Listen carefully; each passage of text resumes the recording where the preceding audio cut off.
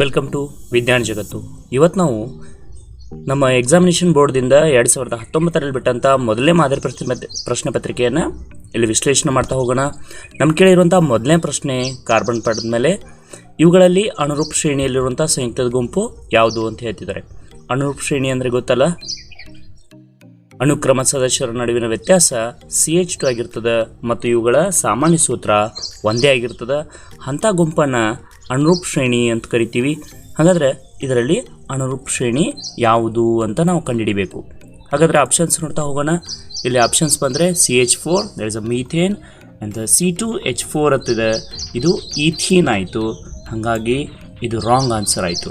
Next ಹೋಗೋಣ, CH4 ಅಂದರೆ methane, CH3OH that is alcoholic group ಇದೆ, ಇದು ಆಲ್ಡಿಹೈಡಿಕ್ ಗ್ರೂಪ್ ಇದೆ, ಹಾಗಾಗಿ ಇಲ್ಲಿ ತಪ್ಪಾಗಿದೆ ಇದು ಅಂತ. ಇನ್ನು CH4 C2H6 ಅಂದರೆ ಈಥೇನ್, ಇದು ಪ್ರೋಪೇನ್, ಅಂದರೆ ಇದು ಮೀಥೇನ್ ಈಥೇನ್ ಪ್ರೋಪೇನದ ಎಲ್ಲನೂ ಅಲ್ಕೇನ್ ಅದಾವ, ಸಾಮಾನ್ಯ ಸೂತ್ರ ಒಂದೇ ಆಗಿದೆ. ಇವುಗಳ ನಡುವಿನ ಅನುಕ್ರಮ ಸದಸ್ಯರ ನಡುವಿನ ವ್ಯತ್ಯಾಸ CH2 ಇದೆ, ಹಾಗಾಗಿ ಆನ್ಸರ್ ರೈಟ್. ನಮ್ಮ ನೆಕ್ಸ್ಟ್ ಪ್ರಶ್ನೆಗೆ ಹೋಗ್ತಾ ಇದ್ದೀವಿ. CH3CH2OH ಸಾರಯುತ ಸಲ್ಫುರಿಕ ಆಮ್ಲದಲ್ಲಿ ಜೊತೆ ರಿಯಾಕ್ಟ್ ಮಾಡಿ CH2 ಡಬಲ್ ಬಾಂಡ್ CH2 ಆಗ್ತಾ ಇದೆ, ನೀರು ಹೊರಗಡೆ ಬರ್ತಾ ಇದೆ. ಈ ಕ್ರಿಯೆ ನಮಗೆ ಏನನ್ನು ಹೇಳ್ತಾ ಇದೆ ಅಂತ, ತಟಸ್ಥೀಕರಣ ಕ್ರಿಯೆ ಆಗಿದೆ ಏಕೆಂದರೆ ಇಲ್ಲಿ ನೀರು ಬಿಡುಗಡೆ ಆಗ್ತದೆ ಅಂತ ಹೇಳಾಗ್ತಾರೆ. ಇದು ಸಂಕಲನ ಕ್ರಿಯೆ ಆಗಿದೆ ಏಕೆಂದರೆ ಪ್ರತಿವರ್ತಕದಲ್ಲಿ ಹೈಡ್ರೋಜನ್ ಸೇರಿಸಲ್ಪಟ್ಟಿದೆ ಅಂತ ಹೇಳ್ತಿದ್ದಾರೆ. ಮೂರನೇ ಆಪ್ಷನ್ ನಮಗೆ ಹೇಳ್ತಿದ್ದಾರೆ ಇಲ್ಲಿ ಉತ್ಕರ್ಷಣ ಕ್ರಿಯೆ ಆಗಿದೆ ಏಕೆಂದರೆ ಆಕ್ಸಿಜನ್ ಪರಮಾಣು ಪ್ರತಿವರ್ತಕದಿಂದ ತೆಗೆಯಲ್ಪಟ್ಟಿದೆ ಅಂತ ಹೇಳ್ತಿದ್ದಾರೆ. ಲಾಸ್ಟ್ ಒನ್ ನಿರ್ಜಲೀಕರಣ ಕ್ರಿಯೆ ಏಕೆಂದರೆ ಪ್ರತಿವರ್ತಕದಿಂದ ನೀರು ಹೊರ ತೆಗೆಯಲ್ಪಟ್ಟಿದೆ ಅಂತ ಹೇಳ್ತಿದ್ದಾರೆ. ಹಾಗಾದರೆ ಆನ್ಸರ್ ಯಾವುದು? ರೈಟ್, ಎಕ್ಸಾಕ್ಟ್ಲಿ, ಇದು ನಿರ್ಜಲೀಕರಣ ಕ್ರಿಯೆ. ಇಲ್ಲಿ ಸಾರಯುತ ಸಲ್ಫುರಿಕ್ ಆಮ್ಲ ನಿರ್ಜಲೀಕರಣ ಕ್ರಿಯೆಯನ್ನು ಉಂಟು ಮಾಡಾಗ್ತದೆ ಅಂತ. ರೈಟ್, ನೆಕ್ಸ್ಟ್ ಕ್ವೆಶನ್ಗೆ ಹೋಗ್ತಾ ಇದ್ದೀವಿ. ಎಣ್ಣೆ ಮತ್ತು ಕೊಬ್ಬುಗಳಲ್ಲಿರುವಂಥ ABC 3 ಕೊಬ್ಬಿನ ಆಮ್ಲಗಳ ಅಣುಸೂತ್ರವನ್ನು ಕ್ರಮವಾಗಿ ಕೆಳಗಡೆ ನಮಗೆ ಕೊಟ್ಟಿದ್ದಾರೆ. ಇಲ್ಲಿ ಏನೇನು ಕೊಟ್ಟಿದ್ದಾರೆ ಅಂದರೆ C14H29COH ಒಂದಿದೆ, C15H29COH ಒಂದಿದೆ, C16H29COH ಒಂದಿದೆ. 3 ಕಾರ್ಬಾಕ್ಸಿಲಿಕ್ ಆಮ್ಲಗಳನ್ನು ಕೊಟ್ಟಿದ್ದಾರೆ. ಆಲ್ಕೈನ್ಗಳಿಂದ ಉಂಟಾಗಿರುವಂಥ ಆಮ್ಲಗಳು ಯಾವುವು ಅಂತ ಕೇಳ್ತಿದ್ದಾರೆ. ಇವುಗಳಲ್ಲಿ ಯಾವುದು ಬೇಗನೆ ಕಮ್ಮುಟುವಿಕೆಗೆ ಒಳಗಾಗುತ್ತದೆ ಅಂತ ಕೇಳ್ತಿದ್ದಾರೆ, ಮತ್ತು ಅದು ಏಕೆ ಅಂತ ಕೇಳ್ತಿದ್ದಾರೆ. ಇದರ ಸಂಗ್ರಹ ಯೋಗ್ಯ ಕಾಲಾವಧಿಯನ್ನು ಹೇಗೆ ಹೆಚ್ಚಿಸ್ಬೋದು ಅಂತ ಕೇಳ್ತಿದ್ದಾರೆ. ತುಂಬ ಈಸಿಯೆಸ್ಟ್ ಕ್ವಶನ್ ನೋಡೇ ಬಹಳಷ್ಟು ಜನ ವಿದ್ಯಾರ್ಥಿಗಳು ಗಾಬರಿಯಾಗಿಬಿಡ್ತಾರೆ, ಬರೋದಿಲ್ಲ ಅಂತೇಳಿ. ಸೊ ಸರಿಯಾಗಿ ನಾವು ನೋಡ್ತಾ ಹೋಗೋಣ. ಇಲ್ಲಿ ಕೇಳಿರೋ ಪ್ರಶ್ನೆ ಫಸ್ಟ್ ಒನ್, ಅಲ್ಕೀನ್ ಮತ್ತು ಅಲ್ಕೈನ್ಗಳಿಂದ ಉಂಟಾಗಿರುವ ಆಮ್ಲಗಳು ಯಾವುವು ಅಂತ ಕೇಳ್ತಿದ್ದಾರೆ. ನಮಗೆ ಅಲ್ಕೇನ್ ಮತ್ತು ಅಲ್ಕೈನ್ ಮತ್ತು ಅಲ್ಕೀನ್ಗಳ ಸಾಮಾನ್ಯ ಸೂತ್ರ ಗೊತ್ತು, CnH2n ಅಂದರೆ ಸಿ ಎಷ್ಟು ನಂಬರ್ ಇರ್ತವೆ ಅದರ ಡಬಲ್ ನಂಬರ್ ಹೆಚ್ಚಿಗೆ ಏನಾದರೂ ಇದ್ದರೆ ಅದನ್ನು ನಾವು ಅಲ್ಕೀನ್ ಅಂತ ಕರಿತೀವಿ. ಇಲ್ಲಿ ನೋಡ್ತಾ ಹೋಗೋಣ ಯಾವುದು ಆ ಥರ ಇದೆ ಅಂತ ಹೇಳಿ. ಸೊ ಇಲ್ಲಿ ನೋಡ್ರಿ C15H29 ಇದೆ, ಅಂದರೆ 15 2 30, ಒಂದು ಹೈಡ್ರೋಜನ್ ಜಾಗದಲ್ಲಿ ಕಾರ್ಬಾಕ್ಸಿಲಿಕ್ ಆಮ್ಲ ಬಂದು ಕೂತದೆ, ಹಾಗಾಗಿ ಇದು ಅಲ್ಕೀನ್ ಆಗಿರ್ತದೆ. ಇಲ್ಲಿ ಬಂದರೆ 16 2 32 -2 ಮಾಡಿದರೆ 30, ಅಂದರೆ ದಿಸ್ ಇಸ್ ದ ಅಲ್ಕೈನ್ ಗುಂಪು. ಯಾಕೆ ಒಂದು ಕಮ್ಮಿ ಅದ ಅಂದರೆ ಇಲ್ಲಿ ಕಾರ್ಬಾಕ್ಸಿಲಿಕ್ ಆಮ್ಲ ಬಂದು ಕೂತದೆ ಅಂತೇಳಿ. ಇಂಥ ಫಸ್ಟ್ ಒನ್ಗೆ ಹೋದರೆ 14 2 28, 28 + 2 ಅಂದರೆ 30 ಆಯಿತು. 30ರಲ್ಲಿ ಒಂದು ಕಾರ್ಬಾಕ್ಸಿಲಿಕ್ ಆಮ್ಲಕ್ಕಾಗಿ ಹೋಗಿದೆ ಅಂದರೆ ಇದು ಅಲ್ಕೇನ್, ದಟ್ ಇಸ್ ಅಲ್ಕೇನ್, ಇದು ಅಲ್ಕೀನ್, ಇದು ಅಲ್ಕೈನ್ ಇದೆ. ಹಾಗಾಗಿ ನಮ್ಮ ಉತ್ತರ ನಮ್ಗೆ ಸಿಕ್ತು. ಏನೇನು ಅಲ್ಕೀನ್ ಯಾವುದು ಅಲ್ಕೈನ್ ಯಾವುದು ಅಂತಂದರೆ ನಮಗೆಲ್ಲನೂ ಸಿಕ್ಬಿಟ್ಟು. ಈಗ ಇನ್ನು ನಮ್ಮ ನೆಕ್ಸ್ಟ್ ಪ್ರಶ್ನೆ ಏನು ಅಂದರೆ ಇವುಗಳಲ್ಲಿ ಯಾವುದು ಬೇಗನೆ ಕಮ್ಮಟಕ್ಕೆ ಒಳಗಾಗುತ್ತದೆ ಅಂತ ಕೇಳ್ತಿದ್ದಾರೆ. ಎಷ್ಟು ಅದು ಅಸ್ಥಿರ ಇದೆ ಅಷ್ಟು ಬೇಗನೆ ಅದು ಕಮಟಕ್ಕೆ ಒಳಗಾಗ್ತದೆ. ಅಂದರೆ ಅಲ್ಕೇನ್ಗಳು ಕಮಟುವಿಕೆಗೆ ಒಳಗಾಗುವುದಿಲ್ಲ, ಅಲ್ಕೀನ್ ಮತ್ತು ಅಲ್ಕೈನ್ಗಳು ಕಮಟುವಿಕೆಗೆ ಒಳಗಾಗ್ತಿರ್ತವೆ. ಅದರಲ್ಲಿ ಭಾಳ ಬೇಗ ಆಗೋದು ಅಂದರೆ ಅಲ್ಕೈನ್ ಅಂತ ಹೇಳ್ತೀವಿ. ಇನ್ನು ಇದರ ಸಂಗ್ರಹ ಅವಧಿಯನ್ನು ಹೆಚ್ಚು ಮಾಡಬೇಕು ಅಂತಂದರೆ ಏನು ಮಾಡ್ತೀರಿ ಅಂತ ಕೇಳ್ತಿದ್ದಾರೆ. ಸಂಗ್ರಹಾವಧಿಯನ್ನು ಹೆಚ್ಚು ಮಾಡಬೇಕಾದ್ರೆ ಹೈಡ್ರೋಜನೀಕರಣ ಕ್ರಿಯೆಯನ್ನು ಮಾಡೋದು, ಇದರ ಮೂಲಕ ಹೈಡ್ರೋಜನನ್ನು ಪಾಯಿಸಿ ಮಾಡಿದರೆ ನಮಗೆ ಈಸಿಯಾಗಿ ಸಂಕಲನ ಕ್ರಿಯೆ ಮೂಲಕ ಇದನ್ನು ಪರ್ಯಾಪ್ತವಾಗಿ ಪರಿವರ್ತನೆ ಮಾಡ್ತೀವಿ ಅಂತ. ನಮ್ಮ ಎರಡನೇ ಪ್ರಶ್ನೆ ಪತ್ರಿಕೆಗೆ ಹೋಗ್ತಾ ಇದ್ದೀವಿ. ನಮ್ಮ ಮೊದಲನೇ ಪ್ರಶ್ನೆ ಎಸ್ಟರೀಕರಣ ಕ್ರಿಯೆ ಎಂದರೇನು ಅಂತದ. ಎಸ್ಟರೀಕರಣ ಕ್ರಿಯೆ ಅಂತಂದರೆ ಆಮ್ಲ ಮತ್ತು ಆಲ್ಕೋಹಾಲ್ ನಡುವಿನ ಕ್ರಿಯೆಯಿಂದ ಸಾಮಾನ್ಯವಾಗಿ ಎಸ್ಟರ್ಗಳು ಉಂಟಾಗ್ತವೆ. ಈ ಕ್ರಿಯೆನ ಎಸ್ಟರೀಕರಣ ಕ್ರಿಯೆ ಅಂತ ಕರೀತಾರೆ ಅಂತ. ಇನ್ನು ಸಾಬೂನುಗಳು ಸ್ವಚ್ಛತೆ ಮಾಡುವಂಥ ಕಾರ್ಯವನ್ನು ವಿವರಿಸಿರಿ. ಈ ಪ್ರಶ್ನೆ ಬಹಳ ಸಲ ಎಕ್ಸಾಮ್ ಕೇಳಿದ್ದಾರೆ. ಸೊ ಇದರ ಆನ್ಸರ್ ಸಾಬೂನಿನಲ್ಲಿ ಇರುವಂಥ ಅಣುಗಳು ನೀರಿನೊಂದಿಗೆ ವರ್ತಿಸಿ ಮಿಸಲ್ಗಳೆಂಬ ರಚನೆಗಳನ್ನ ಮಾಡ್ತವೆ. ಮಿಸಲ್ಗಳಲ್ಲಿರುವಂಥ ಹೈಡ್ರೋಕಾರ್ಬನ್ ತುದಿ ಜಲಾಕರ್ಷಕವಾಗಿದ್ದು ಜಿಡ್ಡಿಗೆ ಅಂಟಿಕೊಳ್ತದೆ. ಅಯಾನಿಕ್ ತುದಿ ಜಲಾಕರ್ಷಕವಾಗಿದ್ದು ಹೊರಮುಖಕ್ಕೆ ಅಂಟಿಕೊಳ್ತದೆ. ಇದು ನೀರಿನಲ್ಲಿ ಎಮಲ್ಷನ್ ಅಥವಾ ನೊರೆಯನ್ನು ಉಂಟು ಮಾಡೋದ್ರ ಮೂಲಕ ಜಿಡ್ಡನ್ನು ಹೊರತೆಗೆಯಲು ಸಹಾಯ ಮಾಡ್ತವೆ ಅಂತ. ಇನ್ನು ಅಥವಾ ಪ್ರಶ್ನೆ ಇದೆ, ಎಥನಾಲನ್ನು ಮೆಥನೋಯಿಕ್ ಆಮ್ಲವಾಗಿ ಪರಿವರ್ತಿಸುವ ವಿಧಾನವನ್ನು ರಾಸಾಯನಿಕ ಸಮೀಕರಣದ ಸಹಾಯದಿಂದ ವಿವರಿಸಿರಿ ಅಂತ ಹೇಳ್ತಿದ್ದಾರೆ. ಎಥನಾಲನ್ನು ತೆಗೆದುಕೊಂಡು ಅದರೊಳಗೆ ನಾವೇನಾದರೂ ಕ್ಷಾರೀಯ KMnO4 that is a potassium permanganate ಅಥವಾ K2Cr2O7 ಹಾಕಿ ಸ್ವಲ್ಪ ಕಾಯಿಸಿದರೆ ಸಾಕು, ಅವು ಆಮ್ಲಜನಕವನ್ನು ಅದಕ್ಕೆ ನೀಡ್ತವೆ ಉತ್ಕರ್ಷಣಕಾರಿಯಾಗಿ. ಹಾಗಾಗಿ ನಮಗೆ CH3COH ಅಂದರೆ ಎಥನೋಯಿಕ್ ಆಮ್ಲವಾಗಿ ಇದು ಪರಿವರ್ತನೆ ಆಗ್ತದೆ ಅಂತ. ಇನ್ನು ನೆಕ್ಸ್ಟ್ ಪ್ರಶ್ನೆಗೆ ಹೋಗ್ತಾ ಇದ್ದೀವಿ. ಮೀಥೇನ್ ಉದಾಹರಣೆಯನ್ನು ತೆಗೆದುಕೊಂಡು ಕೋವೆಲೆಂಟ್ ಬಂಧಗಳ ಉಂಟಾಗುವಿಕೆಯನ್ನು ವಿವರಿಸಿರಿ ಅಂತ ಹೇಳ್ತಿದ್ದಾರೆ. ಮೀಥೇನ್ನ ಅಣುವಿನ ಎಲೆಕ್ಟ್ರಾನ್ ಚುಕ್ಕಿ ಸೂತ್ರ ಬರೆಯಿರಿ ಅಂತ ಹೇಳ್ತಿದ್ದಾರೆ. ಇಲ್ಲಿ ಮೀಥೇನ್ ಕೋವೆಲೆಂಟ್ ಬಾಂಡ್ ಹೆಂಗಾಗ್ತದೆ ಅಂತಂದರೆ, ಮೀಥೇನ್ನಲ್ಲಿರುವಂಥ ಕಾರ್ಬನ್ಗೆ 4 ಎಲೆಕ್ಟ್ರಾನ್ಗಳನ್ನು ಕೊಡುವವರು ಬೇಕು. ಹಾಗಾಗಿ 4 ಹೈಡ್ರೋಜನ್ಗಳು ಇಲ್ಲಿ ಒಂದೊಂದು ಎಲೆಕ್ಟ್ರಾನ್ಗಳನ್ನು ಸಹಭಾಗದಲ್ಲಿ ಇಡ್ತವೆ. ಹಾಗಾಗಿ ಹಂಚಿಕೊಳ್ಳೋದ್ರ ಮೂಲಕ 4 ಹೈಡ್ರೋಜನ್ಗಳು ಮತ್ತು 1 ಕಾರ್ಬನ್ ತನ್ನ ಎಲ್ಲ ಎಲೆಕ್ಟ್ರಾನ್ಗಳನ್ನ ಹಂಚಿಕೊಳ್ಳೋದ್ರ ಮೂಲಕ ಇಲ್ಲಿ ಬಂಧ ಉಂಟಾಗ್ತದೆ. ಅದರ ಚುಕ್ಕಿ ರಚನೆಯನ್ನು ನೀವು ನೋಡ್ತಿದ್ದೀರಿ ಅಂತ. ನೆಕ್ಸ್ಟ್ ಪ್ರಶ್ನೆ ಪತ್ರಿಕೆಗೆ ಹೋಗ್ತಾ ಇದ್ದೀವಿ. ಇಲ್ಲಿಂದ ನಮ್ಮ ಮಾದರಿ ಪ್ರಶ್ನೆ ಪತ್ರಿಕೆಗಳು ಸ್ಟಾರ್ಟ್ ಆದವು. ಸೊ ನಮ್ಮ 1ನೇ ಮಾದರಿ ಪ್ರಶ್ನೆ ಪತ್ರಿಕೆಯಲ್ಲಿ ಬರುತ್ತಿರುವಂಥ ಮೊದಲನೇ ಪ್ರಶ್ನೆ, ಸಂಕಲನ ಕ್ರಿಯೆ ಎಂದರೇನು ಅಂತ ಕೇಳ್ತಿದ್ದಾರೆ. ಇಲ್ಲಿ ಬಹಳಷ್ಟು ಪ್ರಶ್ನೆ ಇದ್ದಾವೆ. ಯಾವ್ಯಾವ ಪ್ರಶ್ನೆಯನ್ನು ಅವ್ರು ಕೇಳಿದ್ದಾರೆ ಅಂತ ಸರಿಯಾಗಿ ನೋಡ್ಕೊಂಡು ಬಿಡೋಣ. ಸೊ ಫಸ್ಟ್ ಕ್ವಶನ್, ಸಂಕಲನ ಕ್ರಿಯೆ ಎಂದರೇನು ಅಂತ ಕೇಳಿದ್ದಾರೆ. ಈ ಕ್ರಿಯೆಯಲ್ಲಿ ಬಳಸಿರುವಂಥ ಕ್ರಿಯಾವರ್ಧಕಗಳು ಯಾವುವು ಅಂತ ಕೇಳ್ತಿದ್ದಾರೆ. ಆ್ಯಂಡ್ ಥರ್ಡ್, C2H4 ಅಣುಸೂತ್ರ ಹೊಂದಿರುವಂಥ ಕಾರ್ಬನ್ ಸಂಯುಕ್ತವನ್ನು ಸಂಕಲನ ಕ್ರಿಯೆಗೆ ಒಳಪಡಿಸಬಹುದೇ ಅಂತ ಕೇಳ್ತಿದ್ದಾರೆ. ರೈಟ್, ಹೌದಾದಲ್ಲಿ ಸಂಕಲನ ಕ್ರಿಯೆ ರಾಸಾಯನಿಕ ಸಮೀಕರಣವನ್ನು ಬರೆಯಿರಿ ಅಂತ ಹೇಳ್ತಿದ್ದಾರೆ. ಇಲ್ಲವಾದಲ್ಲಿ ಕಾರಣದೊಂದಿಗೆ C2H4 ಕಾರ್ಬನ್ ಸಂಯುಕ್ತದ ಎಲೆಕ್ಟ್ರಾನ್ ಚುಕ್ಕಿ ರಚನೆಯನ್ನು ಬರೆಯಿರಿ ಅಂತ ಹೇಳ್ತಿದ್ದಾರೆ. ರೈಟ್, ಸೊ ಇದಕ್ಕೆ ತುಂಬ ನಾವು 3ರಿಂದ 4 ಅಂಕಗಳು ಕೇಳುವಂಥ ಒಂದು ಪ್ರಶ್ನೆ ಇದು. ಇಲ್ಲಿ ಏನೇನು ಕೇಳಿದ್ದಾರೆ, ಫಸ್ಟ್ ಒಂದು ಸಂಕಲನ ಕ್ರಿಯೆ ಅಂದರೆ ಏನು? ಸಂಕಲನ ಕ್ರಿಯೆ ಅಂತಂದ್ರೆ ಅಪರ್ಯಾಪ್ತ ಹೈಡ್ರೋಕಾರ್ಬನ್ಗಳನ್ನು ಪೆಲೆಡಿಯಂ ಅಥವಾ ನಿಕ್ಕೆಲ್ನಂಥ ಕ್ರಿಯಾವರ್ಧಕದ ಸಮ್ಮುಖದಲ್ಲಿ ಹೈಡ್ರೋಜನ್ನನ್ನು ಸೇರಿಸಿಕೊಂಡು ಪರ್ಯಾಪ್ತ ಹೈಡ್ರೋಕಾರ್ಬನ್ಗಳು ಉಂಟು ಮಾಡುತ್ತವೆ. ಈ ಕ್ರಿಯೆಯನ್ನು ಸಂಕಲನ ಕ್ರಿಯೆ ಅಂತ ಕರೀತಾರೆ. ಇನ್ನು ನಮಗೆ C2H4 ಇದನ್ನು ಸಂಕಲನ ಕ್ರಿಯೆಗೆ ಒಳಪಡಿಸಬಹುದೇ ಅಂದರೆ ಹೌದು. ಇನ್ನು ಆ ರಾಸಾಯನಿಕ ಕ್ರಿಯೆಯನ್ನು ಬರೆಯಿರಿ ಅಂದರೆ ನಾವು ಸಾಮಾನ್ಯವಾಗಿ ಈ ಥರ ರಾಸಾಯನಿಕ ಕ್ರಿಯೆಯನ್ನು ಬರೆದು ಅದರ ಮಧ್ಯದಲ್ಲಿರುವಂಥ ಒಂದು ಡಬಲ್ ಬಾಂಡನ್ನು ತೆಗೆದು ಇಲ್ಲಿ ಸಿಂಗಲ್ ಬಾಂಡ್ ತೋರಿಸ್ತಾ ಇದ್ದೀವಿ ಮತ್ತು ಇಲ್ಲಿ ಹೊಸ ಹೈಡ್ರೋಜನ್ಗಳನ್ನು ನಾವು ತೋರಿಸ್ತಾ ಇದ್ದೀವಿ ಅಂತ. ರೈಟ್, ಸೊ ಇದನ್ನು ಈಸಿಯಾಗಿ ಬರೀತೀರಿ ಅನ್ಕೋತ ನಮ್ಮ ನೆಕ್ಸ್ಟ್ ಪ್ರಶ್ನೆಗೆ ಹೋಗ್ತಾ ಇದ್ದೀವಿ. ಅಲ್ಲಿ ಕೇಳಿರುವಂಥ ಇನ್ನೊಂದು ಪ್ರಶ್ನೆ, C2H4ನ ಕಾರ್ಬನ್ ಚುಕ್ಕಿ ಎಲೆಕ್ಟ್ರಾನ್ ಚುಕ್ಕಿ ರಚನೆಯನ್ನು ಲೂಯಿಸ್ ಚುಕ್ಕಿ ರಚನೆಯನ್ನು ಬರೆಯಿರಿ ಅಂತ ಹೇಳ್ತಿದ್ದಾರೆ. ದಟ್ ಇಸ್ ಅ ಲೂಯಿಸ್ ಚುಕ್ಕಿ ರಚನೆ. 2 ಕಾರ್ಬನ್ಗಳ ನಡುವೆ ದ್ವಿಬಂಧ ರೆಡಿ ಆಗ್ತದೆ. ಅದ್ರ ಜೊತೆಗೆ ಆ ಕಡೆ ಈ ಕಡೆ ಎಲ್ಲ ಕಡೆನೂ ನಾವು 4 ಹೈಡ್ರೋಜನ್ಗಳನ್ನು ಚುಕ್ಕಿಯೊಂದಿಗೆ ಬರಿತಾ ಇದ್ದೀವಿ. ಇನ್ನು ನಮ್ಮ 2ನೇ ಮಾದರಿ ಪ್ರಶ್ನೆ ಪತ್ರಿಕೆಗೆ ಹೋದರೆ ನಮ್ಮ ಮೊದಲೇ ಪ್ರಶ್ನೆ ಇದೆ, ಪ್ರೊಪೆನಾಲ್ ಯಾವ ಗುಂಪಿಗೆ ಸೇರುತ್ತದೆ ಅಂತ. ಸೊ ಪ್ರೊಪೆನಾಲ್ ಅಂತಿದೆ, ನಮಗೆಲ್ಲರಿಗೂ ಗೊತ್ತು, it's a nothing but a alcohol ಅಂತೇಳಿ. So answer alcohol. ನೆಕ್ಸ್ಟ್ ಪ್ರಶ್ನೆಗೆ, ಬ್ಯೂಟೇನ್ ಚುಕ್ಕೆ ಸೂತ್ರವನ್ನು ಬರೆಯಿರಿ ಅಂತ ಹೇಳ್ತಿದ್ದಾರೆ. ಬ್ಯೂಟೇನ್ ಅಂದರೆ 4C4H10 ನಮಗೆ ರಚನೆಯನ್ನು ಬರೆಯಕ್ಕೆ ಬರ್ತಿದ್ರೆ ಸಿಂಪಲ್ ಆಗಿ ಚುಕ್ಕೆ ರಚನೆಯನ್ನು ಬರಿಬೋದು. ಎಲ್ಲೆಲ್ಲಿ ಒಂದೊಂದು ಗೆರೆಯನ್ನು ಹಾಕ್ತಿದ್ದೀವಿ ಅಲ್ಲೆಲ್ಲ ಕಡೆಯೂ 2 ಎಲೆಕ್ಟ್ರಾನ್ ಚುಕ್ಕಿಯನ್ನು ಇಟ್ಬಿಟ್ರೆ ನಮ್ಮ ಎಲೆಕ್ಟ್ರಾನ್ ಚುಕ್ಕಿ ರಚನೆ ಮುಗಿದ್ಬಿಡ್ತದೆ ಅಂತ. ಇನ್ನು ಕೆಟನೀಕರಣ ಎಂದರೇನು ಅಂತ ಕೇಳ್ತಿದ್ದಾರೆ. ಕೆಟನೀಕರಣ ಅಂದರೆ ಕಾರ್ಬನ್ ತನ್ನ ಇತರ ಕಾರ್ಬನ್ ಪರಮಾಣುಗಳೊಂದಿಗೆ ಬಂಧಗಳನ್ನು ಏರ್ಪಡಿಸಿಕೊಂಡು ಬೃಹತ್ ಅಣುವನ್ನು ಉಂಟು ಮಾಡುವ ಕ್ರಿಯೆಗೆ ಕೆಟನೀಕರಣ ಅಂತ ಕರೀತಾರೆ ಅಂತ. ಇನ್ನು ನೆಕ್ಸ್ಟ್ ಪ್ರಶ್ನೆ, 4 ಕಾರ್ಬನ್ ಪರಮಾಣುಗಳನ್ನು ಹೊಂದಿರುವಂಥ ಕೀಟೋನನ್ನು ಹೆಸರಿಸಿ. 4 ಕಾರ್ಬನ್ ಪರಮಾಣು ಇದ್ದಾವೆ ಅಂದರೆ ದಟ್ ಇಸ್ ಅ ಬ್ಯೂಟೇನ್. ಇಲ್ಲಿ ಕೀಟೋನ್ ಬಂದಿದೆ, ಹಾಗಾಗಿ ಅಂತ್ಯಪ್ರಾಯ ನೋನ್ದಿಂದ ಎಂಡ್ ಆಗ್ತದೆ, ಅದರ ಹೆಸರು ಬ್ಯೂಟೆನೋನ್ ಆಗ್ತದೆ. ಹಾಗಾದರೆ ಅದರ ರಚನೆ ದಟ್ ಇಸ್ ಅ ಸಿಂಪಲ್, ಬಲಗಡೆ ನೀವು ನೋಡ್ತಿದ್ದೀರಿ ಅದರ ರಚನೆ ಅಂತ. ನೆಕ್ಸ್ಟ್ ಪ್ರಶ್ನೆ ಬರ್ತಾ ಇದೆ, ಸಂಕಲನ ಕ್ರಿಯೆ ಎಂದರೇನು? ಮೀಥೇನ್ ಸಂಕಲನ ಕ್ರಿಯೆಯಲ್ಲಿ ಪಾಲ್ಗೊಳ್ಳೋದಿಲ್ಲ, ಆದರೆ ಈಥೀನ್ ಪಾಲ್ಗೊಳ್ತದೆ, ಕಾರಣ ಹೇಳ್ರಿ ಅಂತ ಹೇಳ್ತಿದ್ದಾರೆ. ಬಹಳ ಸಿಂಪಲ್, ಅಪರ್ಯಾಪ್ತ ಹೈಡ್ರೋಕಾರ್ಬನ್ಗಳು ಪೆಲೆಡಿಯಂ ಅಥವಾ ನಿಕ್ಕೆಲ್ನಂಥ ಕ್ರಿಯಾವರ್ಧಕದ ಸಮ್ಮುಖದಲ್ಲಿ ಹೈಡ್ರೋಜನ್ ಸೇರಿಕೊಂಡು ಪರ್ಯಾಪ್ತ ಹೈಡ್ರೋಕಾರ್ಬನ್ನ ಉಂಟು ಮಾಡುವ ಕ್ರಿಯೆಯನ್ನು ಸಂಕಲನ ಕ್ರಿಯೆ ಅಂತ ಕರೀತಾರೆ. ಇಲ್ಲಿ ಮೀಥೇನ್ ಸಂಕಲನ ಕ್ರಿಯೆಯಲ್ಲಿ ಪಾಲ್ಗೊಳ್ಳೋದಿಲ್ಲ. ಯಾಕೆ ಅಂತಂದರೆ ಪರ್ಯಾಪ್ತ ಹೈಡ್ರೋಕಾರ್ಬನ್ಗಳು ಇದರಲ್ಲಿ ಪಾಲ್ಗೊಳ್ಳೋಕ್ಕೆ ಸಾಧ್ಯ ಇಲ್ಲ ಅಂತ. ಈಥೀನ್ ಪಾಲ್ಗೊಳ್ಳಬಹುದು, ಯಾಕಂದರೆ ಇದು ಅಪರ್ಯಾಪ್ತ ಹೈಡ್ರೋಕಾರ್ಬನ್ ಆಗಿದೆ ಅಂತ. ನೆಕ್ಸ್ಟ್ ಪ್ರಶ್ನೆ ಪತ್ರಿಕೆ ನೆಕ್ಸ್ಟ್ ಕ್ವಶನ್ಗೆ ಹೋಗ್ತಾ ಇದ್ದೀವಿ. ಆದೇಶನ ಕ್ರಿಯೆಯನ್ನು ಒಂದು ಉದಾಹರಣೆಯೊಂದಿಗೆ ರಾಸಾಯನಿಕ ಸಮೀಕರಣದೊಂದಿಗೆ ವಿವರಿಸಿರಿ ಅಂತ. ಆದೇಶನ ಕ್ರಿಯೆ ಅಂದರೆ ಏನು? ಸೂರ್ಯನ ಬೆಳಕಿನ ಸಮ್ಮುಖದಲ್ಲಿ ಹೈಡ್ರೋಕಾರ್ಬನ್ಗಳಿಗೆ ಕ್ಲೋರಿನ್ ಸೇರಿಸಲಾಗ್ತದೆ. ಕ್ಲೋರಿನ್ ಹೈಡ್ರೋಜನ್ ಪರಮಾಣುಗಳನ್ನು ಒಂದೊಂದಾಗಿ ಸ್ಥಾನಪಲ್ಲಟಗೊಳಿಸಬಲ್ಲದು. ಪರಮಾಣು ಗುಂಪು ಇನ್ನೊಂದರ ಸ್ಥಾನವನ್ನು ಪಲ್ಲಟಗೊಳಿಸುವುದರಿಂದ ಇದನ್ನು ಆದೇಶನ ಕ್ರಿಯೆ ಅಂತ ಕರೀತಾರೆ.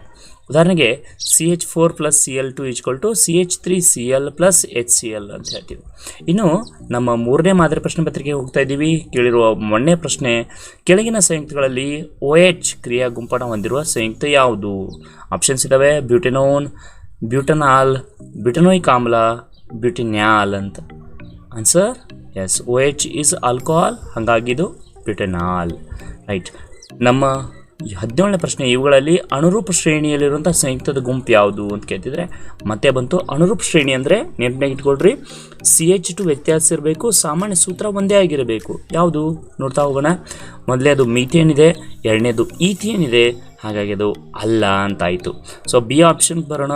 ಸೊ ಬಿ ಆಪ್ಷನ್ನಲ್ಲಿ ನಮ್ಗೆ ಹೇಳ್ತಿರೋದು CH4 that is a methane ಅಂತ ಹೇಳ್ತಿದ್ದಾರೆ. ಇದು ಆಲ್ಕೋಹಾಲ್, ಇದು ಆಲ್ಡಿಹೈಡ್. ಆಲ್ರೆಡಿ ನಾವು ನೋಡಿದ್ದೀವಿ ಆಗಲೇ, ಸೇಮ್ ಕ್ವಶನ್ ಅಲ್ವಾ? Right, this the answer. ಕೆಟನೀಕರಣ ಎಂದರೇನು ಅಂತ ಇದೆ. ಸೊ ಕಾರ್ಬನ್ ತನ್ನ ಇತರ ಪರಮಾಣುಗಳೊಂದಿಗೆ ಬಂಧಗಳನ್ನು ಏರ್ಪಡಿಸಿಕೊಂಡು ಬೃಹತ್ ಅಣುವನ್ನು ಉಂಟು ಮಾಡುವ ಕ್ರಿಯೆಯನ್ನು ಕೆಟನೀಕರಣ ಅಂತ ಕರೀತಾರೆ ಅಂತ. ಇನ್ನು ಫ್ಲೋರಿನ್ F2 ಎಲೆಕ್ಟ್ರಾನ್ ಚುಕ್ಕಿ ರಚನೆಯನ್ನು ಬರೆಯಿರಿ ಅಂತ ಹೇಳ್ತಿದ್ದಾರೆ. ಈ ಥರ ಎಲೆಕ್ಟ್ರಾನ್ ಚುಕ್ಕಿ ರಚನೆಯನ್ನು ಬರೀಬೇಕು ಅಂದರೆ ಪರಮಾಣು ಸಂಖ್ಯೆ ಗೊತ್ತಿರಬೇಕು, ಅಂದರೆ ಈಸಿಯಾಗಿ ನೀವು ಬರೀಬಹುದು. Right, okay. ನಮ್ಮ ನೆಕ್ಸ್ಟ್ ಪ್ರಶ್ನೆ ಹೋಗ್ತಾ ಇದ್ದೀವಿ. ಪರ್ಯಾಪ್ತ ಹೈಡ್ರೋಕಾರ್ಬನ್ಗಳು ಮತ್ತು ಅಪರ್ಯಾಪ್ತ ಸಂಯುಕ್ತಗಳ ನಡುವಿನ ವ್ಯತ್ಯಾಸ ಬರೆಯಿರಿ. ಸೊ ಆಲ್ರೆಡಿ ನಾವು ಭಾಳ ಸಲ ನೋಡಿದ್ದೀವಿ. ಸೊ ಪರ್ಯಾಪ್ತ ಹೈಡ್ರೋಕಾರ್ಬನ್ಗಳಲ್ಲಿ ಏಕಬಂಧ ಇರ್ತದೆ, ಅದೇ ನೀವು ಅಪರ್ಯಾಪ್ತದಲ್ಲಿ ದ್ವಿ ಮತ್ತು ತ್ರಿಬಂಧಗಳನ್ನು ಹೊಂದಿರ್ತವೆ. ಪರ್ಯಾಪ್ತ ಹೈಡ್ರೋಕಾರ್ಬನ್ಗಳ ಸಾಮಾನ್ಯ ಸೂತ್ರ CnH2n+2 ಆಗಿರ್ತದೆ. ಅದೇ ಇಲ್ಲಿ ಬಂದರೆ CnH2n ಆರ್ CnH2n-2 ಆಗಿರ್ತದೆ. ಇವುಗಳ ಕ್ರಿಯಾಶೀಲತೆ ಕಡಿಮೆ ಇರ್ತದೆ, ಇವುಗಳ ಕ್ರಿಯಾಶೀಲತೆ ಹೆಚ್ಚಿರ್ತದೆ. ಇದಕ್ಕೆ ಎಕ್ಸಾಂಪಲ್, ಅದಕ್ಕೆ ಎಕ್ಸಾಂಪಲ್ ಅಂತ ಬರಿತೀವಿ. ಬಹಳ ಜನರಿಗೆ ಅನಿಸ್ತದೆ ನಾನು ಪದೇ ಪದೇ ಅದೇ ಪ್ರಶ್ನೆ ಪತ್ರಿಕೆಗಳನ್ನ ತೋರಿಸ್ತಾ ಇದ್ದೀನಿ ಅಂತ. ಅಲ್ಲ, ಅತಿ ಹೆಚ್ಚು ಸಮಯದವರೆಗೆ ಅತಿ ಹೆಚ್ಚು ಯಾವ ಪ್ರಶ್ನೆಗಳು ರಿಪೀಟ್ ಆಗಿದ್ದಾವೆ ಅನ್ನೋದು ನಿಮಗೂ ಗೊತ್ತಾಗಲಿ ಮತ್ತು ಅದು ರೂಢಿಯಾಗಲಿ ಅಂತನೋ ಒಂದೇ ಉದ್ದೇಶಕ್ಕೆ ನಿಮಗೆ ಎಲ್ಲ ಪ್ರಶ್ನೆ ಪತ್ರಿಕೆಗಳನ್ನ ರಿಪೀಟ್ ಮಾಡ್ತಾ ಇದ್ದೀನಿ ಅಥವಾ ಬಂದಿರುವ ರೀತಿಯಲ್ಲೇ ತೋರಿಸ್ತಾ ಇದ್ದೀನಿ. ಇನ್ನು ಸಮಾಂಗತೆ ಎಂದರೇನು ಅಂತಂದರೆ ಬ್ಯೂಟೇನ್ನ ಸಮಾಂಗಿಗಳನ್ನು ಬರೆಯಿರಿ ಅಂತ ಹೇಳ್ತಾರೆ. ಸಮಾಂಗತೆ ಅಂತಂದರೆ ಒಂದೇ ಅಣುಸೂತ್ರ ಹೊಂದಿದ್ದು ಬೇರೆ ಬೇರೆ ರಚನಾ ಸೂತ್ರ ಹೊಂದಿರುವಂಥ ಸಾವಯವ ಸಂಯುಕ್ತಗಳನ್ನು ಸಮಾಂಗಿಗಳು ಅಂತ ಕರೀತಾರೆ. ಈ ವಿದ್ಯಮಾನವನ್ನು ಸಮಾಂಗತೆ ಅಂತ ಕರೀತಾರೆ. ಬ್ಯೂಟೇನ್ ಸಮಾಂಗಿಗಳು ಇಲ್ಲಿ ಬರಿತಾ ಹೋದರೆ ಬ್ಯೂಟೇನ್, N ಬ್ಯೂಟೇನ್ ಮತ್ತು ಐಸೋಬ್ಯೂಟೇನ್ ಅಂತ ಹೇಳ್ತೀವಿ. ಇನ್ನು 4ನೇ ಪ್ರಶ್ನೆ ಪತ್ರಿಕೆ ಹೋಗ್ತಾ ಇದ್ದೀವಿ. C4H10ನಲ್ಲಿರುವ ಒಟ್ಟು ಸಹವಲೆನ್ಸಿಯ ಬಂಧಗಳ ಸಂಖ್ಯೆ ಎಷ್ಟು? ಓಕೆ, ಪಕ್ಕದಲ್ಲಿ ಚಿತ್ರ ನೋಡ್ತಿದ್ದೀರಿ, ಎಣಿಸಿ ಹೇಳ್ಬೋದಾ? ರೈಟ್, ಎಷ್ಟು ಅಂದರೆ 13. ರೈಟ್. ಸೊ ಕ್ರಿಯಾ ಗುಂಪು ಎಂದರೇನು ಅಂತ ಕೇಳ್ತಿದ್ದಾರೆ. ಕ್ರಿಯಾ ಗುಂಪು ಅಂದರೆ ಹೈಡ್ರೋಜನ್ಗಳ ವಿಶಿಷ್ಟ ಗುಣಗಳಿಗೆ ಕಾರಣವಾದಂಥ ಭಿನ್ನ ಜಾತಿಯ ಪರಮಾಣು ಅಥವಾ ಪರಮಾಣುಗಳ ಗುಂಪನ್ನು ಕ್ರಿಯಾ ಗುಂಪು ಅಂತ ಕರೀತಾರೆ ಅಂತ. ಇನ್ನು ನಮ್ಮ ನೆಕ್ಸ್ಟ್ ಪ್ರಶ್ನೆ, ಸಂಕಲನ ಕ್ರಿಯೆ ಯಾವ ಬಗೆಯ ಹೈಡ್ರೋಕಾರ್ಬನ್ನಲ್ಲಿ ಉಂಟಾಗ್ತದೆ? ಈ ಕ್ರಿಯೆಯಲ್ಲಿ ನಿಕ್ಕೆಲ್ನ ಪಾತ್ರವನ್ನು ತಿಳಿಸಿರಿ. ಸಂಕಲನ ಕ್ರಿಯೆ ಉಂಟು ಮಾಡುವ ಭೌತ ಬದಲಾವಣೆಗಳನ್ನು ತಿಳಿಸಿರಿ. ನೈಸರ್ಗಿಕವಾಗಿ ಸಿಗುವ ಯಾವ ವಸ್ತುವನ್ನು ಸಂಕಲನ ಕ್ರಿಯೆಗೆ ಬಳಸುವರು ಅಂತ ಕೇಳ್ತಿದ್ದಾರೆ. ರೈಟ್. ಸೊ ಇಲ್ಲಿ ಒಂದನೇ ಪ್ರಶ್ನೆ ಏನೇನು ಕೇಳಿದ್ದಾರೆ ಅಂದರೆ ಯಾವ ಬಗೆಯ ಹೈಡ್ರೋಕಾರ್ಬನ್ಗಳಲ್ಲಿ ಇದು ಉಂಟಾಗ್ತದೆ ಅಂದರೆ ಇದು ಅಪರ್ಯಾಪ್ತ ಹೈಡ್ರೋಕಾರ್ಬನ್ಗಳಲ್ಲಿ ಮಾತ್ರ ಉಂಟಾಗ್ತದೆ. ಇನ್ನು ನಿಕ್ಕೆಲ್ನ ಪಾತ್ರ ಏನು ಅಂದರೆ ಕ್ರಿಯಾವರ್ಧಕವಾಗಿ ಇದು ಕೆಲಸ ಮಾಡ್ತದೆ. ಕ್ರಿಯಾವರ್ಧಕ ಅಂದ್ರೆ ಏನು? ಕ್ರಿಯೆಯ ವೇಗವನ್ನು ಯಾವುದು ಹೆಚ್ಚಿಸ್ತದೆ ಅದು ಕ್ರಿಯಾವರ್ಧಕ ಅಂತ ಹೇಳ್ತೀವಿ. ಇನ್ನು ಅಪರ್ಯಾಪ್ತ ಹೈಡ್ರೋಕಾರ್ಬನ್ಗಳನ್ನು ಪರ್ಯಾಪ್ತ ಹೈಡ್ರೋಕಾರ್ಬನ್ಗಳಾಗಿ ಮಾಡುವ ಕ್ರಿಯೆ ಇದು.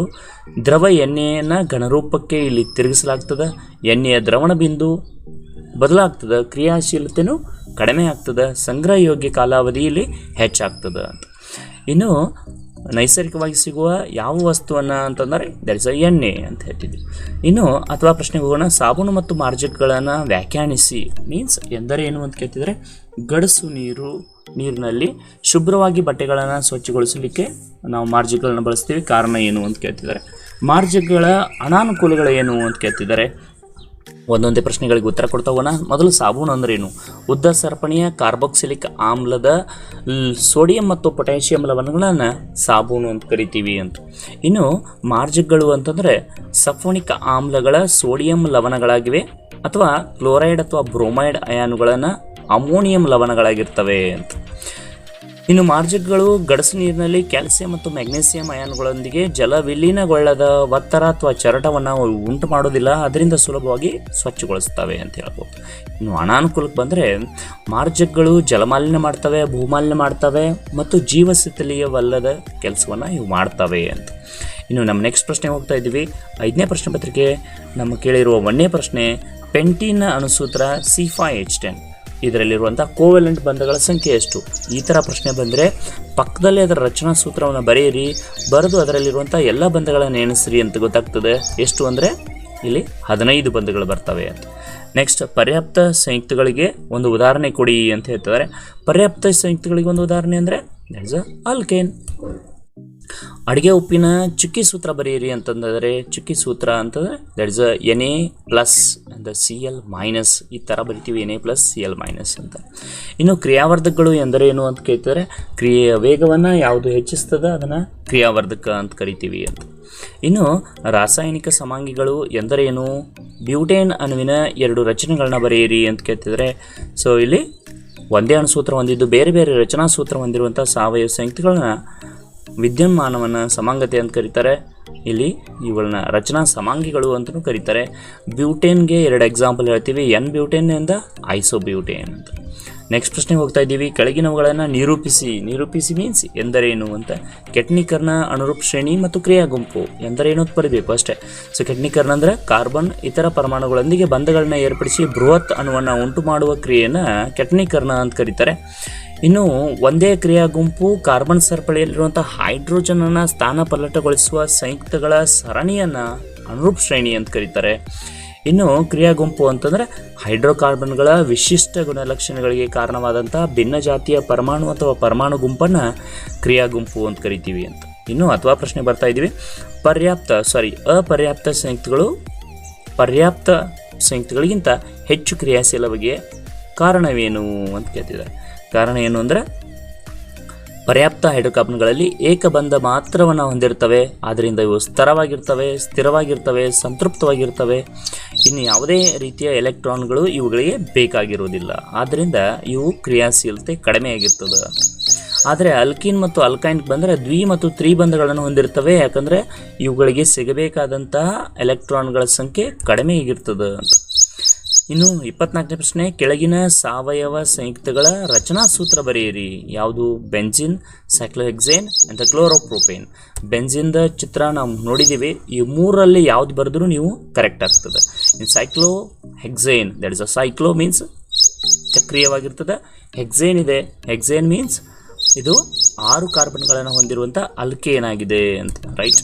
ಸೊ ಇನ್ನು ನಮ್ಮ ಕ್ಲೋರೋಪ್ರೋಪೇನ್, ಒಂದು ಕಡೆ ಕ್ಲೋರಿನ್ ಇರುವಂಥ ಪ್ರೋಪೇನನ್ನು ಬರೆದ್ರೆ ದಟ್ ಇಸ್ ಕ್ಲೋರೋಪ್ರೋಪೇನ್ ಅಂತ ಕರಿತೀವಿ ಅಂತ. ನಮ್ಮ ನೆಕ್ಸ್ಟ್ ಪ್ರಶ್ನೆ ಪತ್ರಿಕೆ ಹೋಗ್ತಾ ಇದ್ದೀವಿ. ಅಪರ್ಯಾಪ್ತ ಹೈಡ್ರೋಕಾರ್ಬನ್ಗಳಿಗೆ ಉದಾಹರಣೆಗಳೆಂದರೆ ಅಂತ ಹೇಳ್ತಿದ್ದಾರೆ. ಅಪರ್ಯಾಪ್ತ ಹೈಡ್ರೋಕಾರ್ಬನ್ಗಳಿಗೆ ಒಂದನೇದು ಹೇಳ್ತಿದ್ದಾರೆ ಪ್ರೋಪೇನ್, ಎರಡನೇದು ಪ್ರೋಪೀನ್, ಮೂರನೇದು ಪ್ರೋಪೈನ್, ನಾಲ್ಕನೇದು ಕ್ಲೋರೋಪ್ರೋಪೇನ್ ಅಂತ ಹೇಳ್ತಿದ್ದಾರೆ. ಹಾಗಾದರೆ ಆನ್ಸರ್ ಯಾವುದು? ಸೊ ಇಲ್ಲಿ ಕೊಟ್ಟಿರುವಂಥ ಆಪ್ಷನ್ಸ್ ಈಗ ಬರ್ತಾ ಇದ್ದಾವೆ. A 1 ಮತ್ತು 2, 2 ಮತ್ತು 3, 1 ಮತ್ತು 4, 1 ಮತ್ತು 3. ನಾವು ಸರಿಯಾಗಿ ನೋಡಿದರೆ ಇದರಲ್ಲಿ ಯಾವ್ಯಾವುದು ಆನ್ಸರ್ ಅಂದರೆ ಯಾವ್ಯಾವುದು ಹೇಳಿದ್ದವರು ಅಪರ್ಯಾಪ್ತ ಅಂದರೆ that is a propene is the ಅಪರ್ಯಾಪ್ತ, ದ ಪ್ರೋಪೈನ್ ಆಲ್ಸೋ ಅಪರ್ಯಾಪ್ತ. ಆದರೆ ಕ್ಲೋರೋಪ್ರೋಪೇನ್ ಹೌದಾ ಅಂದರೆ ಅಲ್ಲ, ದಟ್ ಇಸ್ ಅ ಅಲ್ಕೆ. ಸೊ ಹಂಗಾಗಿ 2 ಮತ್ತು 3 ಎಲ್ಲಿದೆ ಆಪ್ಷನ್ ಅಂದರೆ ದಿಸ್ ಇಸ್ 2 ಮತ್ತು 3 ಇರುವಂಥ ಆಪ್ಷನ್ ಅಂತ, ರೈಟ್. ಸೊ ನೆಕ್ಸ್ಟ್ ಪ್ರಶ್ನೆಗೆ ಹೋಗ್ತಾ ಇದ್ದೀವಿ. OH ಮತ್ತು COH ಕ್ರಿಯಾ ಗುಂಪುಗಳನ್ನ ಹೊಂದಿರುವಂಥ ಕಾರ್ಬನಿಕ್ ಸಂಯುಕ್ತಗಳಿಗೆ ಒಂದೊಂದು ಉದಾಹರಣೆ ಕೊಡ್ರಿ ಅಂತ ಹೇಳ್ತಿದ್ದಾರೆ.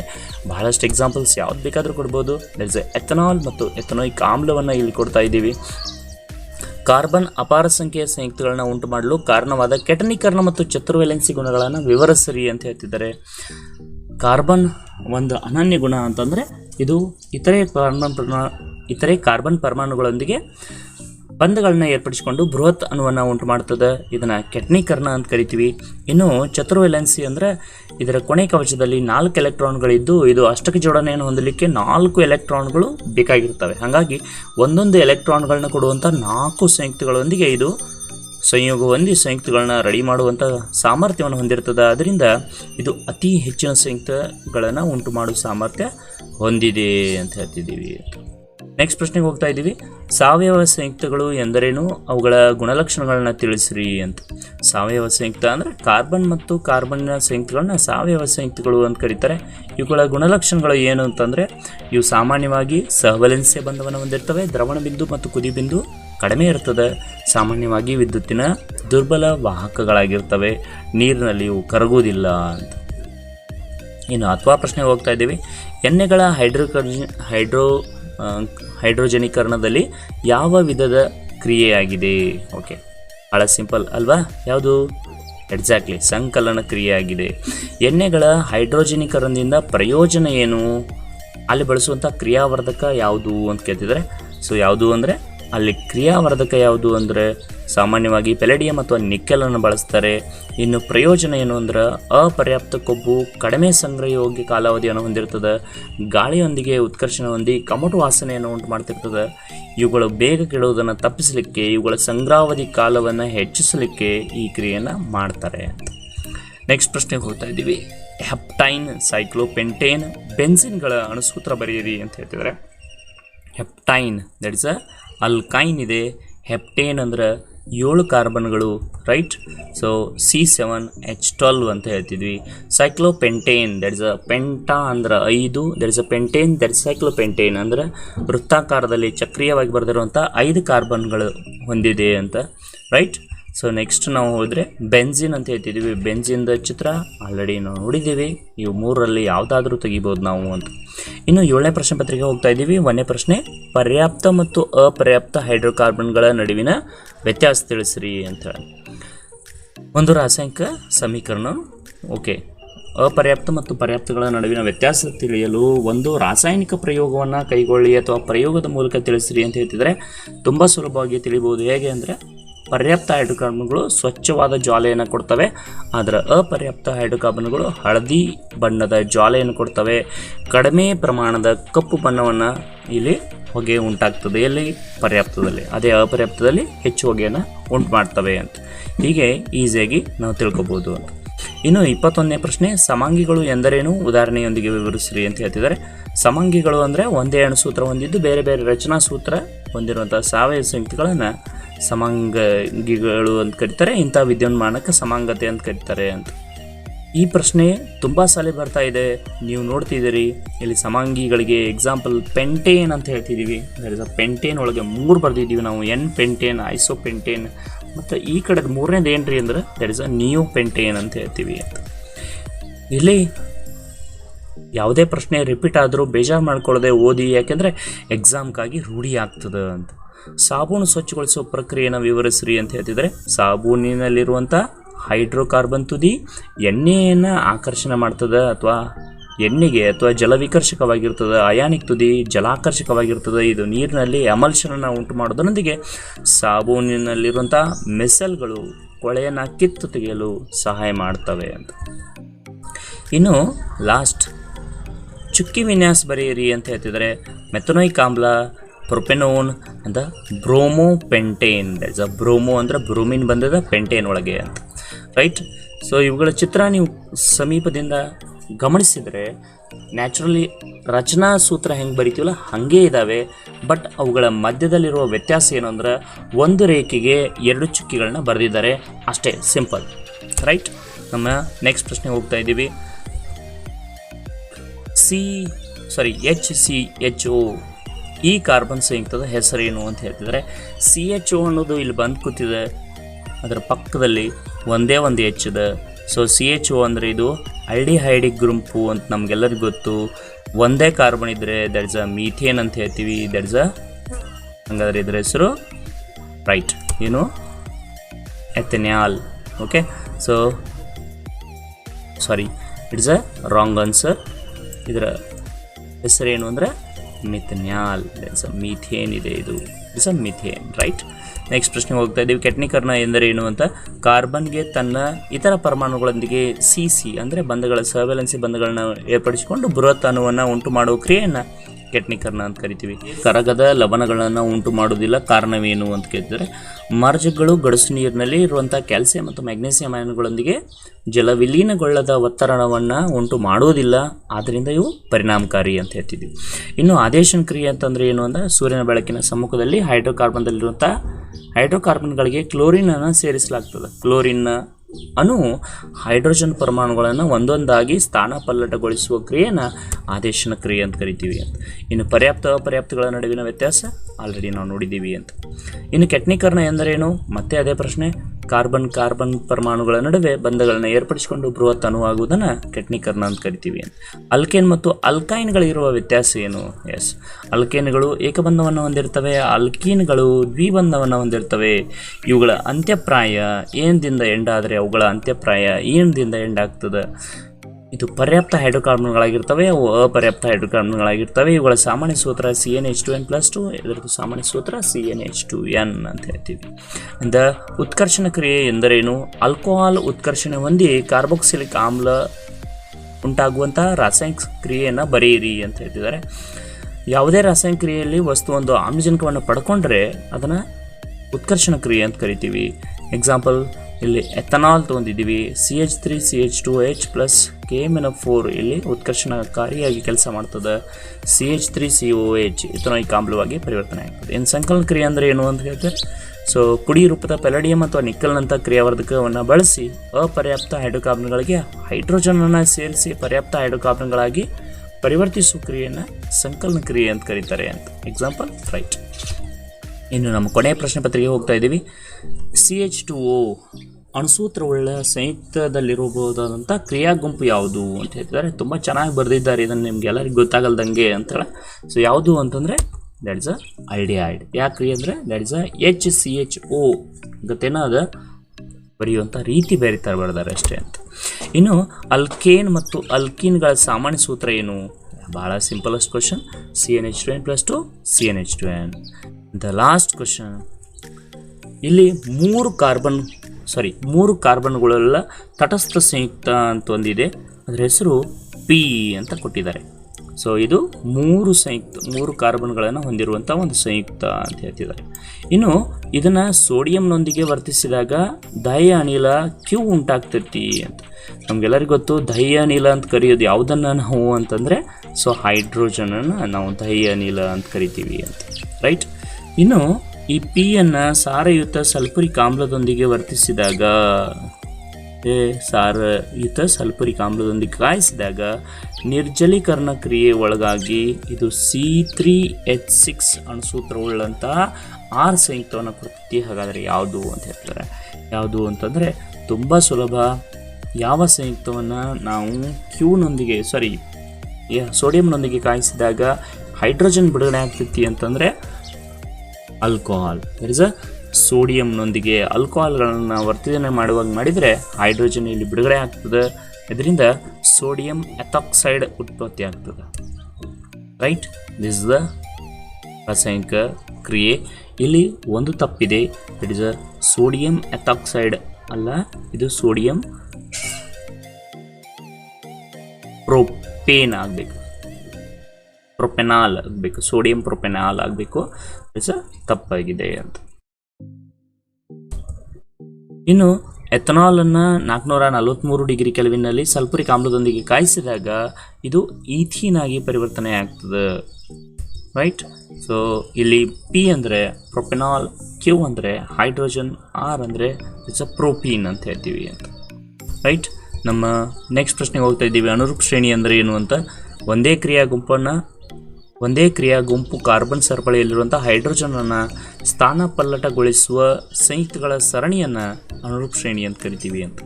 ಇನ್ನು ಕೆಳಗಿನ ಎಲೆಕ್ಟ್ರಾನ್ ಚುಕ್ಕಿಯನ್ನು ಬರೆಯಿರಿ ಅಂತ ಹೇಳ್ತಿದ್ದಾರೆ. ಮೆಥನೋಯಿಕ್ ಆಮ್ಲ, H2S, propanone and the F2. ತುಂಬ ಸುಲಭವಾಗಿ ಬರಿಬೋದು ಮೆಥನೋಯಿಕ್ ಆಮ್ಲವನ್ನು. The H2S and the propanone and the F2. ಇನ್ನು A ಇಂದ D ವರೆಗಿನ ಯಾವ ಸಂಯುಕ್ತಗಳು ಸಾವಯವ ಸಂಯುಕ್ತ ಅಲ್ಲ ಅಂತ ಕೇಳ್ತಿದ್ದಾರೆ.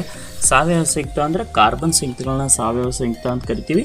ಇದರಲ್ಲಿ ಕಾರ್ಬನ್ ಅಲ್ಲದ ಸಂಯುಕ್ತಗಳು ಯಾವ ಇದಾವೆ ಅಂತ ನೀವು ನೋಡಲಿಕ್ಕೆ ಹೋದರೆ ಯಾವ್ಯಾವ ಇದಾವೆ ನೋಡಿ. ರೈಟ್, ಇಸ್ ದ ಕಾರ್ಬನ್ ಇಲ್ಲದು ಆ್ಯಂಡ್ ಇದು ಸಹ ಕಾರ್ಬನ್ ಇಲ್ಲದು, ಅಂದರೆ ಬಿ ಮತ್ತು ಡಿಗಳು ಇಲ್ಲಿ ಕಾರ್ಬನ್ ಇಲ್ಲದಂಥ ಸಂಯುಕ್ತಗಳು ಅಂತ. ರೈಟ್, ಸೊ ಯಾಕಂದರೆ ಇದರ ಕಾರ್ಬನ್ ಇಲ್ಲ ಅಂತ. ರೈಟ್, ಇದರೊಂದಿಗೆ ಈ ಪ್ರಶ್ನೆ ಪತ್ರಿಕೆ ಇಲ್ಲಿಗೆ ಮುಗೀತದ ಅಂತ ಹೇಳ್ತಾ ತಮ್ಮೆಲ್ಲರಿಗೂ ಧನ್ಯವಾದಗಳನ್ನ ಹೇಳ್ತೀನಿ. ನಮಸ್ಕಾರ.